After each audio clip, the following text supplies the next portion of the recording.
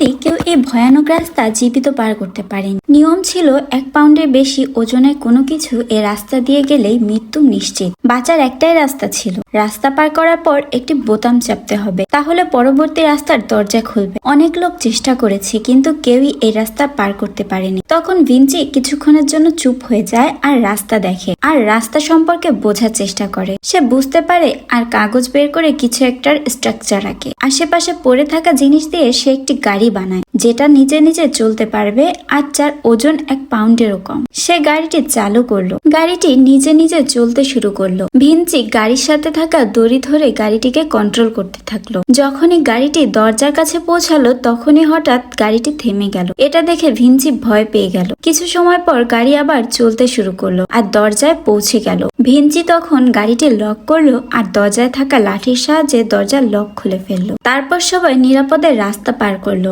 দরজা পার করার পর তাদের সামনে আরো ভয়ানক রাস্তা চলে